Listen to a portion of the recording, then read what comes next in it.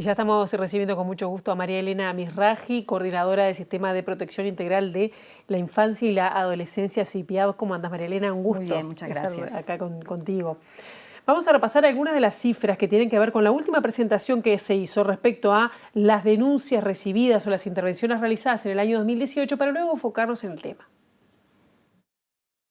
El pasado 25 de abril, el Sistema Integral de Protección a la Infancia y la Adolescencia, CIPIAB, presentó el informe de gestión 2018. Los datos dan cuenta que intervino en 4.131 situaciones de violencia contra niños, niñas y adolescentes, lo que equivale a 11 situaciones por día de violencia. Esta cifra representa un aumento de un 30% en relación al año anterior.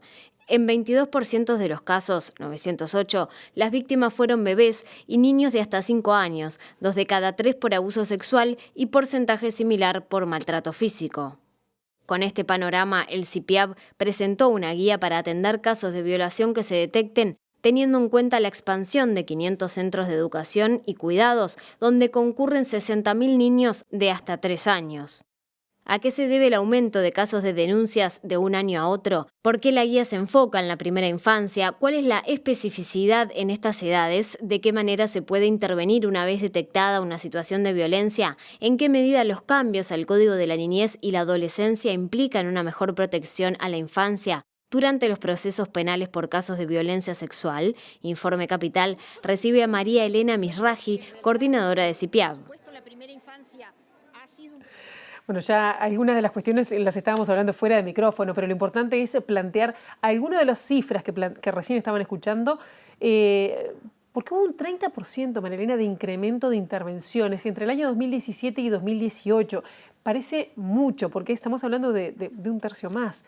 ¿Esto a qué se debe? Seguramente lo debes haber explicado, pero ¿hubo más denuncias? ¿Se registra mejor? ¿Hay más sensibilidad con el tema? Porque es mucho. Sí. Lo primero que hay que decir es que es mucho y que el problema de la violencia hacia los niños y el problema de la violencia en general en Uruguay es un problema serio que debemos afrontar como sociedad todos y que todos tenemos algo que hacer. Lo que nosotros debemos decir es que nuestro aumento también de los datos de 4.131 niños tiene que ver con una cosa bastante importante como país, es que por primera vez pudimos cruzar sistemas de información. Nosotros tuvimos el sistema de información y lo pudimos cruzar con el CIPI de INAU, que era el que veníamos usando, con respecto a el hospital de referencia de la infancia como es el Pereira Rosell. Entonces, ese aumento también tiene que ver con que esos casos existen, el tema que antes no los podíamos reportar porque no podíamos cruzar los datos. Eso es importante. Igual acá me estás dejando afuera, capaz, al interior del país. No, todo. ¿No? Todo. ¿La parte rural también? Siempre en el área rural tenemos dificultades, a no ser que se judicialicen las situaciones. Nosotros en el área rural tenemos dificultades como país y las instituciones todas en que no siempre en el área rural tenemos técnicos suficientes como para poder detectar las situaciones. Lo que sí tenemos son las políticas públicas, en realidad como es la escuela o es la salud, que ahí es donde se detectan. Entonces, una vez detectado, se empieza a trabajar. Pero sí tenemos, obviamente, deficiencia, digamos, en las áreas rurales más profundas. Nosotros, otra de los temas que debemos decir es que también es cierto que los comités de recepción del CIPIAB locales ahora están en 31 lugares. Eso también modifica bastante porque nosotros intervenimos, o sea, alguien que detecta desde una escuela, un CAIF o un centro educativo, bueno, ahí en realidad ya empiezan a trabajar todas las instituciones, entonces en definitiva también se detecta más. Eso es importante, porque para nosotros no son denuncias, son todas situaciones que, por eso también es lo problemático, donde se intervino.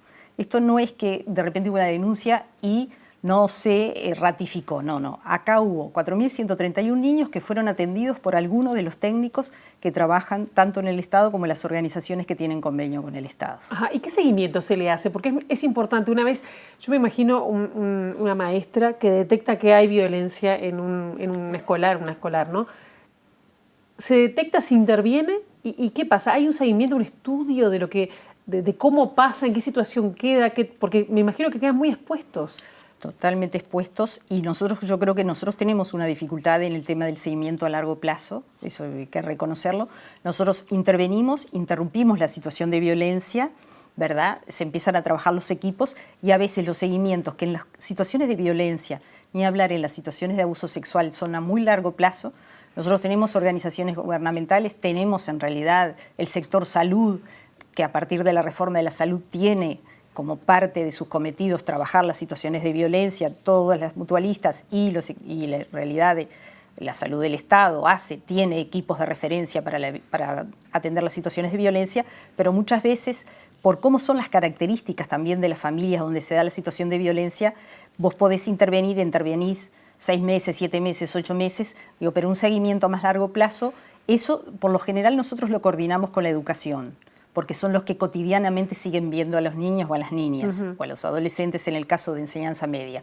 Pero bueno, ese es un tema que después hay que ver, lo mismo que la reparación del daño, que tenemos que seguir trabajando en cómo nosotros, en definitiva, el camino de esos niños y esas niñas y los adolescentes, nosotros podemos ir acompañando. Los centros educativos son centrales. Claro, para detectar, me imagino. Para detectar, pero también para el seguimiento, porque son los que pueden ver, en realidad, el cambio de conductas, tanto de las niñas como de los niños o de los adolescentes. Claro. Porque una vez que intervenimos, bueno, por lo general hay una atención, si es necesario, y la mayoría de las veces lo es, se judicializa la situación. Nosotros estamos trabajando con Fiscalía y con la Unidad de Víctimas de forma muy coordinada en todo el país, eso es un cambio importante, eso nos ayuda también a cómo es todo el proceso de judicialización, que no son procesos fáciles. Claro, yo te voy a preguntar lo siguiente, más del 90%, creo que decía 93% en el informe, de los casos de violencia están vinculados a familiares cercanos, directos, progenitores o gente del círculo más íntimo. ¿Cómo intervenís y solucionás o afrontás esa situación de violencia en niños y niñas cuando siguen viviendo, salvo que intervenga la cuestión judicial? Exacto, pero depende del tipo de violencia. Nosotros lo que planteamos es que hay situaciones de violencia vincular, como podemos tener, o situaciones de negligencia, que vos podés trabajar a nivel de la familia. Cuando hay situaciones, obviamente, de abuso sexual o de violencia extrema, eso por lo general se judicializa, y lo que nosotros tendemos y todos debemos tender a que los agresores ya no cohabiten con esos niños, y eso para nosotros es importante. La justicia puede poner medidas cautelares o, si se comprueban los hechos, que por lo general se comprueban, hay procesamientos. El tema que cómo tú armás una red de sostén para esos niños y esos adolescentes en la medida que son familiares directos. Nosotros lo que siempre apuntamos es a que sea la propia familia y poder apoyar, ¿no?, a familiares directos para que puedan los niños seguir transitando en realidad su vida cotidiana, porque también es cierto que es un mensaje bastante perjudicial para los niños sentir que una vez que dicen una situación de violencia, en realidad ellos son los que cambian de vida y no el agresor. Por ejemplo, los ponemos en protección, por ejemplo, 24 horas en el Estado, pero el agresor de repente no ha sido juzgado. Entonces, como mensaje adulto para los niños que se atrevieron a hablar y dijeron, bueno, yo estoy sufriendo esta situación, es un mensaje muy confuso. Claro, el que queda adentro es el niño, es la víctima, y afuera queda el agresor. Parece como que en realidad el penado, en definitiva, es quien habla, o la víctima. Que eso también está presente y que nosotros eso lo venimos trabajando mucho. Creo que hay un cambio también, me importa decirlo, en los propios niños y adolescentes, ¿no? Cuando yo empecé a trabajar hace muchos años en esto, o sea, los niños no tenían tanta conciencia de que tenían derechos, y en realidad en el informe nosotros ponemos lo que es la naturalización de la violencia, que quienes la sufren no siempre entienden que están sufriendo violencia. Entonces, hoy los niños son capaces, como niñas, lo que fue impresionante el otro año, el 2017, que pasó en Artigas, que se filmaron con las ceibalitas, entre otras cosas también nos interpela al mundo adulto, porque ellas daban por hecho que no les iban a creer, lo cual es tremendo. Y ahora, este año, también por WhatsApp, una niña, un niño, filmó que lo estaban abusando para mandar por WhatsApp, así la familia podía creer esa situación. Entonces, en definitiva, hoy los niños tienen otros instrumentos. Terrible lo que pero es verdad, son casos concretos, y en realidad dicen, bueno, yo tengo esta posibilidad y recurro al adulto referente protector que tengo tanto en mi familia, o como puede ser, muchas veces son los docentes, la maestra, el psicólogo, o en la propia policlínica. Pero es verdad, los niños hoy son capaces de decir cosas que antes las tenían más naturalizadas. Por eso siempre dicen que hay que creerlo a la primera versión de los niños, porque siempre luego se retractan, porque estás hablando de un familiar muy cercano, sí, generalmente, ¿no? Y aparte porque a veces dicen, los más chiquitos, por ejemplo, dicen frases sueltas. Nosotros siempre le planteamos a los técnicos que en los informes no interpreten lo que dicen los niños, que pongan textual, porque para el Poder Judicial eso es muy importante. No es lo que yo supongo que el niño dijo, sino lo que el niño me dijo. Bien. Ustedes cubriendo todo el país con estos 31 centros locales, ¿tienen algún mapa de violencia? Es decir, ¿hay lugares que son más calientes que otros en ese sentido, donde hay se registran más casos de violencia? No tanto. Creo que tenemos un problema general como con la violencia de género. Posiblemente en algunos lugares de frontera a veces se potencian algunas situaciones, pero no necesariamente. Nuestro reporte es reporte país, eso también es importante, que antes, cuando nosotros empezamos, reportábamos el área metropolitana, que era San José, Montevideo y Canelones, y ahora podemos reportar todos los lugares o muchos lugares del interior, y en realidad se da la misma situación de violencia porque nosotros creemos que la violencia es un tema estructural de nuestra sociedad, de cómo nos relacionamos y de las fuerzas de poder. O sea, las fuerzas de poder se dan en un departamento de frontera como se dan en Montevideo. ¿Y si me decís la violencia más generalizada o los casos más generalizados que tuvieron que intervenir? Bueno, por lo general siempre, Montevideo y Canelones, al tener una concentración importante de lo que pasa que... Pero ¿qué es lo más habitual que pasa? ¿Que se le pegue la violencia emocional? Bueno, el abuso sexual dicen que es, según el informe, 20% aproximadamente, un poco más. Sí, porque lo que también podemos llegar a captar, nosotros no tenemos certeza si eso es lo que nosotros pudimos en realidad reportar, que siempre es entre un 22 y un 24% donde los niños pudieron decir, porque eso es muy difícil y más si es intrafamiliar.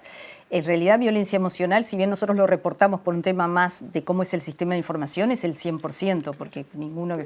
Y la violencia física también es como importante, que también es cierto que es la más comprobable, porque en definitiva, si llega un niño a un centro educativo o va a un CAIF con un golpe o con una quemadura, o también los servicios de salud ya se preguntan, las emergencias móviles se preguntan, que un niño o un adolescente llegue con una fractura ya no es tan fácil si lo que ven los técnicos o lo que ven los médicos o los pediatras no concuerda con el relato, que pueda pasar. Eso cuando yo empecé a trabajar en esto hace mucho no sucedía. Hoy todos tenemos más herramientas, más conocimientos y por lo tanto los niños tienen otros derechos más allá de que sigan sufriendo violencia. Sobre todo hablando de nuevos derechos o derechos reconocidos, ¿cómo es el acceso a la justicia o a la denuncia directa de los niños, niñas y adolescentes ante situaciones de violencia? Porque a veces no tienen a quién llamar, si bien está la línea azul, por ejemplo, o tienen un maestro o una maestra de confianza,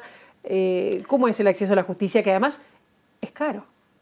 Sí, por lo general, en realidad... Se ha facilitado, digo, porque hubo cambios además en el Código de la Niñez y la Adolescencia. Eso es fundamental para nosotros. Yo creo que eso es parte de un logro y de un proceso también como Uruguay, porque en definitiva se hizo una modificación al capítulo 11 del Código de la Niñez y la Adolescencia sobre el tema específicamente de la protección de niños que sufren violencia. Esto pone al Uruguay en concordancia con la Convención de los Derechos del Niño, que justo son 30 años este año, y también con las recomendaciones de CEDAW con respecto al tema de violencia de género. Entonces, a partir de ahí, por lo general, los niños siempre tienen algún adulto referente o algún equipo técnico que acompaña ese proceso.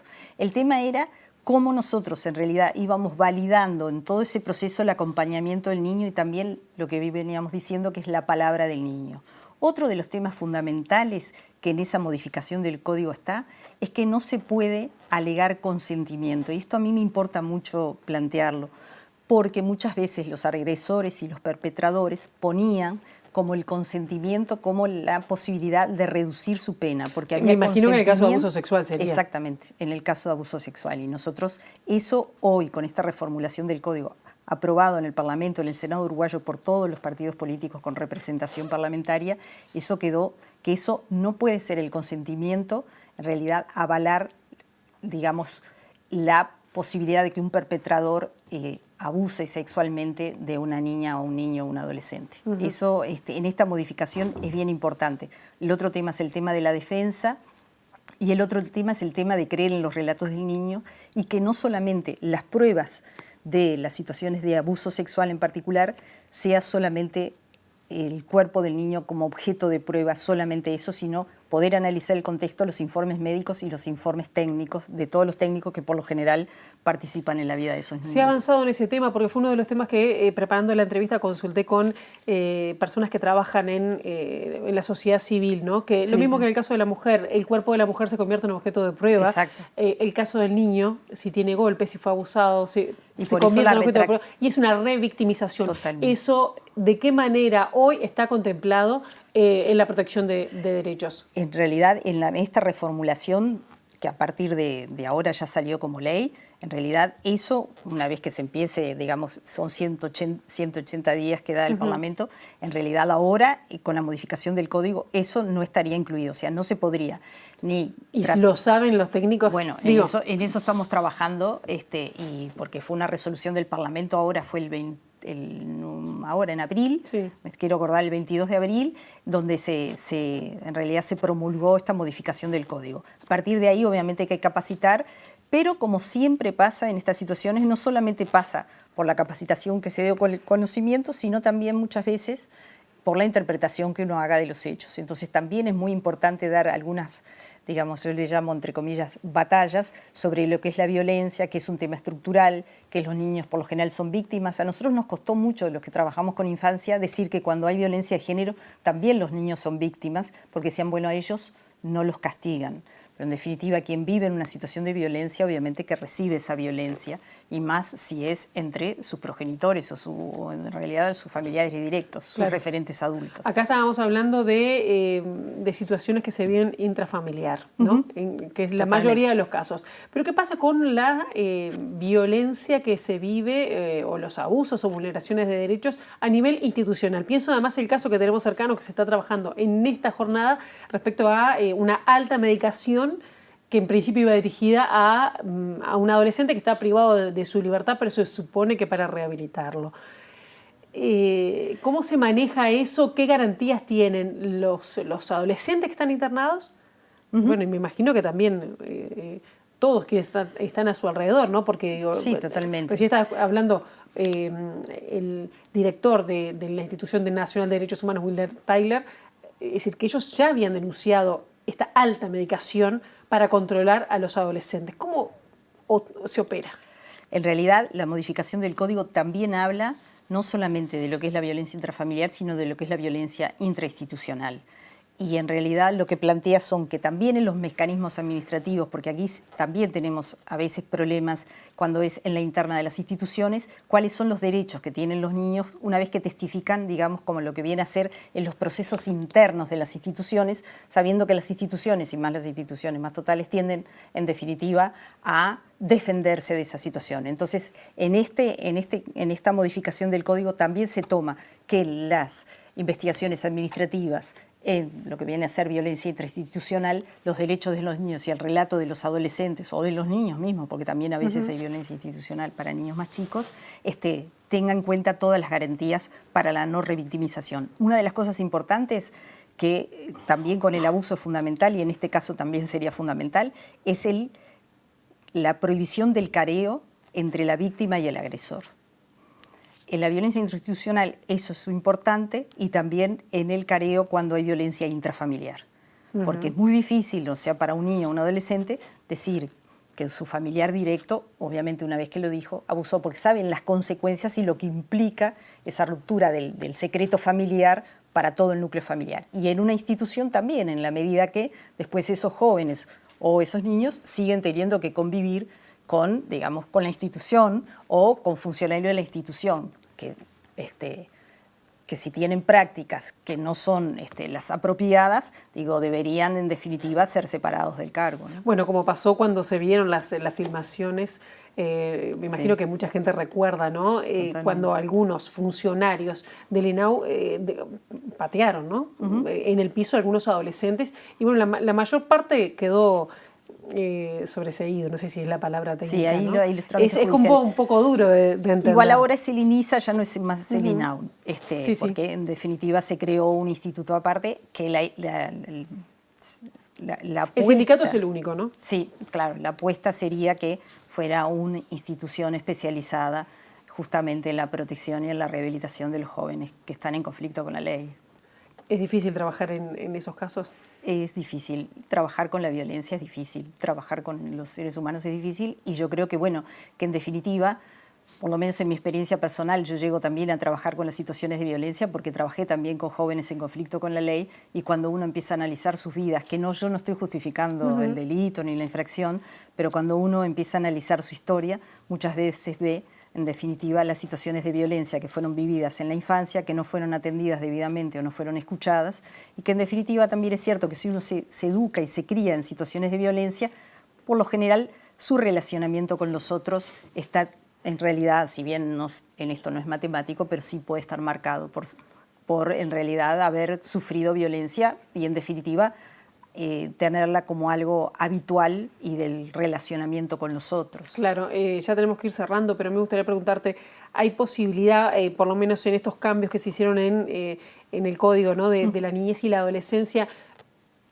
de efectiva, no sé si rehabilitación es la palabra, ¿no? Pero de sanar esas situaciones de violencia? Pienso porque se presentó una guía de 0 a 3 años para niños muy chiquitos, que son además los que sufren el 20% de los casos, ¿no? denunciados. Es decir, ¿hay posibilidad de seguimiento y recursos del Estado para que esos niños y esas niñas tan chiquitas bueno, en realidad, puedan salir adelante eso y revertir, ¿no? esa situación de violencia? Estábamos hablando ahora de cosas que no son avances, esto en realidad, la guía de 0 a 3 años y poder captar de 0 a 3 años a los niños que sufren violencia fue gracias, en realidad, al desarrollo en primera infancia y en la cobertura de primera infancia que está haciendo el país, que en eso es pionero. Gracias a eso, a que hoy los niños de 0 a 3 años pueden tener instituciones o en realidad centros educativos que los alberguen, es ahí donde en definitiva pudimos empezar a captar. Si usted ve los primeros informes nuestros de los primeros años, nosotros casi de 0 a 3 años no teníamos, porque no había institucionalidad que pudiera amparar a esos niños. Hoy hay institucionalidad, por lo tanto esos niños están vistos desde otro lugar y cuando sufren violencia intrafamiliar siempre hay algún referente adulto que puede en definitiva intervenir para que eso cese. Por eso hoy llegamos al 20%, porque la cobertura hoy en primera infancia es muy alta. Estamos casi 60.000, según decíamos. Exacto. María Meizraghi, gracias por haber venido, recién llegada además a Uruguay. Gracias por venir. No, muchísimas gracias a ustedes.